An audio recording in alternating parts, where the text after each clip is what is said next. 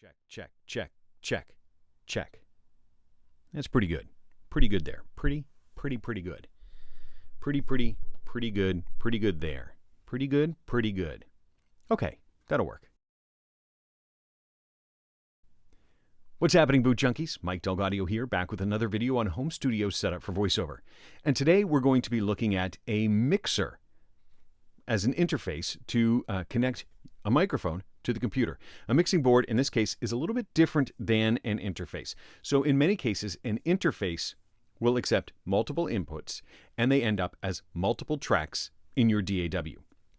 A mixing board condenses all of your different inputs into a single either mono track or a stereo track in your DAW. So this device mixes everything together before it gets to disk, whereas an interface will send it all into the computer and the mixer happens there. So this is necessary for something like a live performance.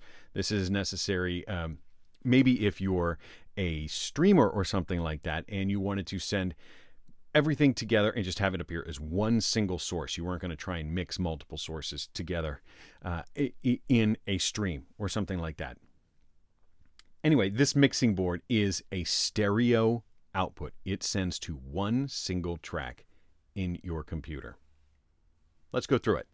This was provided to me by a company called AOKEO. And if you watch my channel before, you know that AOKEO makes inexpensive imported equipment. And they've sent me some microphones before. And generally, this is very budget conscious, very sort of entry-level equipment. So this is an inexpensive multi-channel mixer. It is called the USB Mixer 6. So this accepts several different inputs. And what I'm going to do is I'm just going to give you a walkthrough of all the different features, and you can judge if this is the right thing for you. I'm recording into the mixer itself, sending that over to Reaper using my CAD E100S condenser microphone, and we'll be able to just walk through everything in here in the device, and we'll see how it looks, how it works, how it sounds. And we're going to start with the part that I think is most important as a voice artist, and that is the microphone stage, channel 1 on the mixer. So I have it right down here. Let's take a look. Channel 1 allows you to accept a XLR jack for a condenser mic. It can also have a 1/4-inch jack for a dynamic microphone. You can send a dynamic microphone in there. And after you connect it, the gain knob right below it determines how hot that microphone is, how loud it is. So I have it at about 60 or so % of maximum right now. It has about a 54 decibel range. So that means if you have a really low gain microphone, you're trying to put like a Shure SM7B into this mixing board, it might not have the gusto for it. You'd have to turn it all the way up, and you still might find that your signal is not quite loud enough.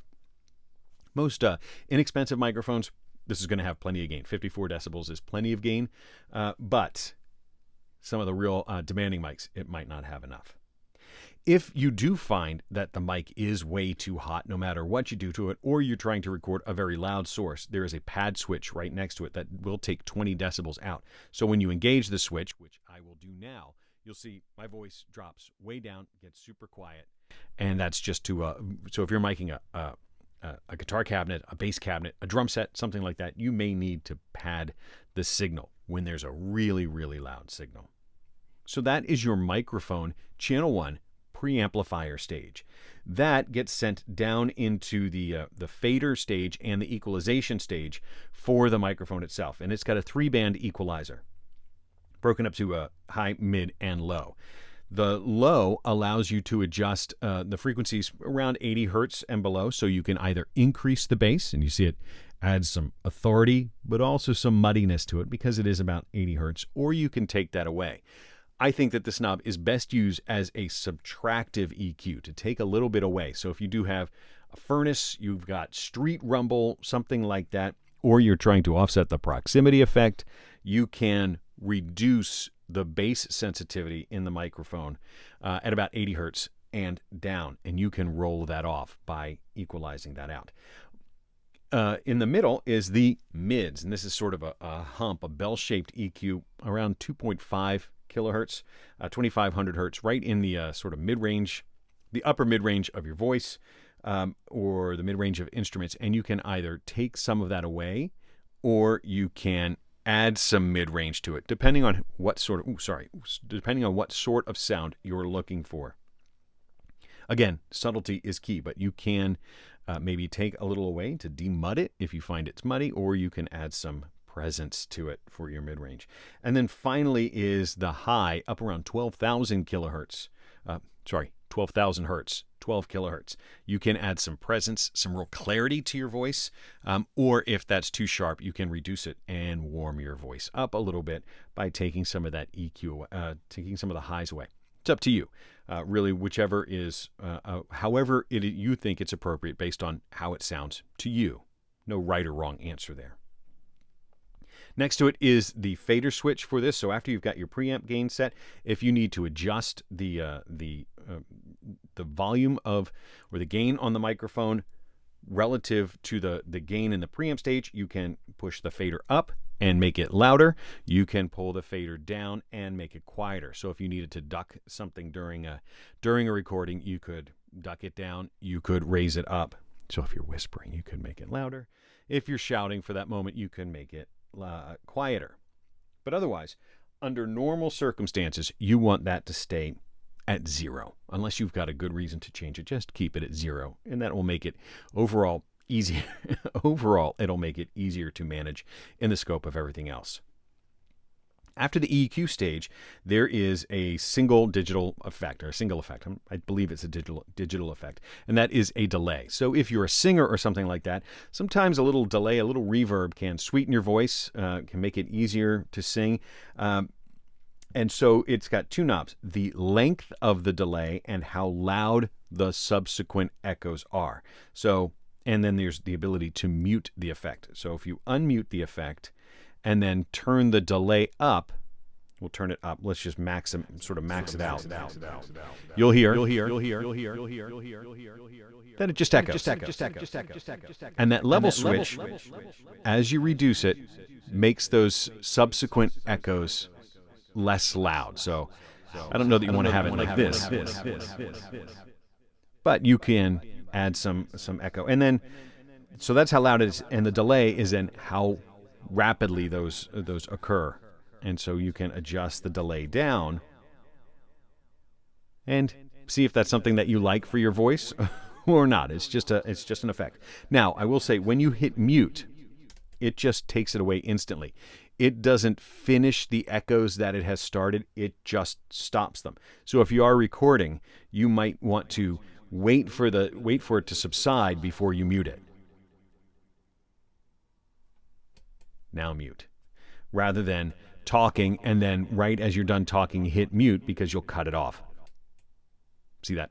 Okay, so I'm a voice actor. I don't really use delay, but that is how that works. So now we've covered all of channel 1. We've covered the gain, we've covered the EQ, phantom power, and the delay effect that's on it. The next channel input you have is for an instrument or a line level input. And they give the example of a guitar. So you can hook a guitar to this. I have a guitar here. Now, I'm not a guitar player, so what I'll do is I'm just going to strum the guitar so you can see sort of what it does. This is my kid's guitar, and I know like 5 chords. Oh, would you listen to that? It's probably not even in tune. But I do that so that we can adjust the level of the guitar using the fader for channel 2. Make it loud, make it quiet. You can adjust it relative to how loud the microphone is. So I can mix those two together. Now, remember, this is ending up as a single track in the DAW. Once they're together, you can't separate these two sounds apart. Oh, would you listen to that? Man, I should go on stage. But you can adjust that with that mixer knob. Now, channel 2 does have a switch between high Z for an instrument, something like that, or you can turn this, you can disengage the high Z and put in a line level input, so it will accept both.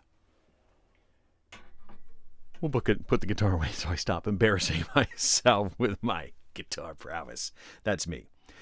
Next to channel 2, you have another channel that will accept either a mono or stereo source. So they give an example of a keyboard here. Maybe it's a drum machine, something like that. But you can add a stereo source in channel 3, 4 in these jacks. I don't have anything to connect there, so I'm not going to connect anything there. Again, that will be mixed with the channel 3, 4 fader here. So you have a separate fader, and you'd be able to mix between the guitar, the voice, and the channel 3, 4. So you get to mix these 3 together.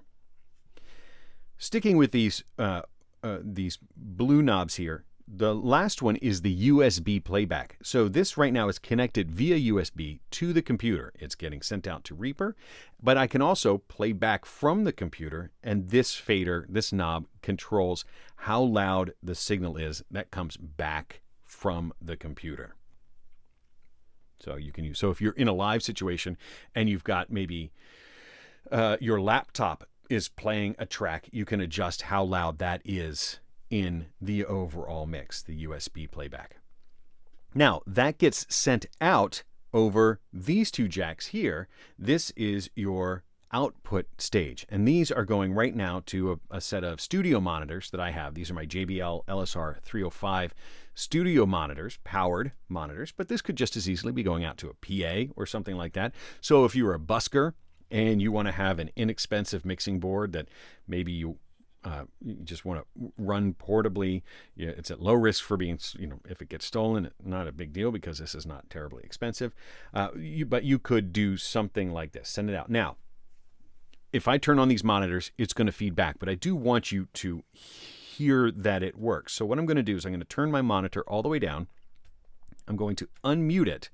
And then hopefully, if I have this connected right, as I turn the monitor up, you'll start to hear the monitors that are next to me on the desk, and it's going to start to feed back. So as I make it louder, you hear it's feeding back because the sound is coming out of the studio monitors right back into the microphone.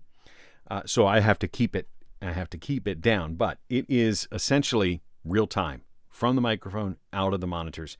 It's real time. We're going to turn it down. We're going to mute it.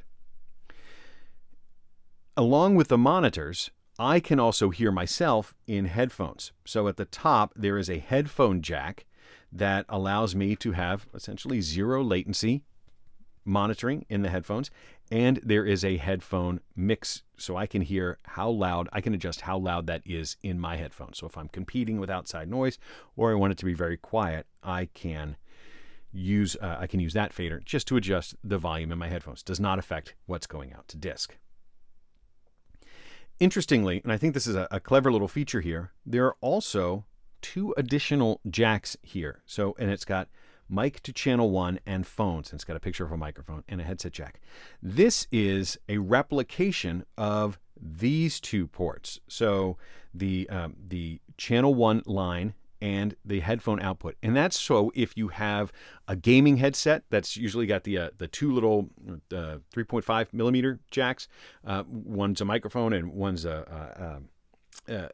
earbuds, something like that, a headphone with the microphone, the boom microphone. I don't have one, but you can plug that in right there. So what I'll do is I'll show you, I have like an old inexpensive lavalier mic. What I'll do is I'll plug that in to this channel. May hear a click. And I'll turn off I'm going to turn this microphone off. I'll just turn off phantom power. And now I'm talking into the lavalier mic so that you can see that this is actually just going into channel 1.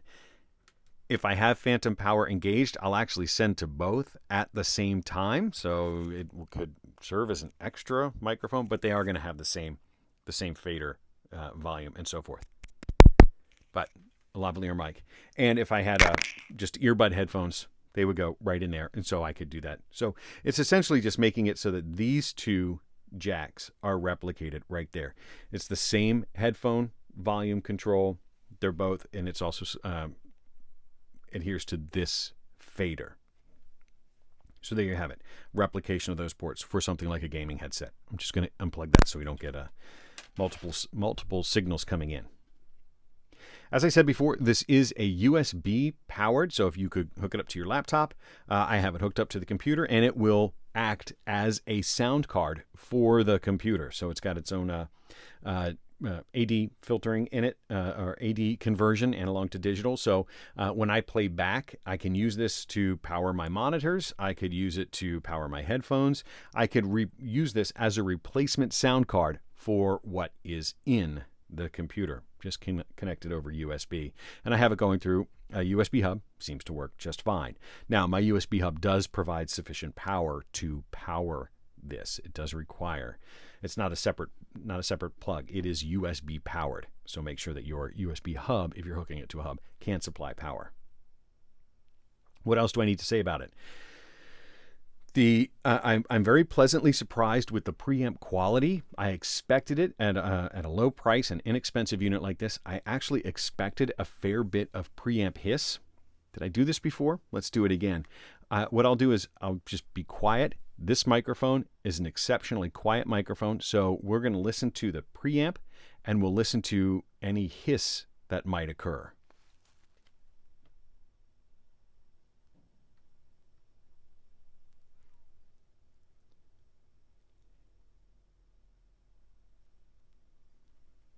That's quiet. That's super quiet. That is really all the way up. That is a really quiet, for its price point, that is a quiet preamp. I think you're hearing ambient sound from around my house. You're hearing the street. You're hearing what is a very surprisingly quiet preamp. I'm very pleasantly surprised for it. Surprised with it.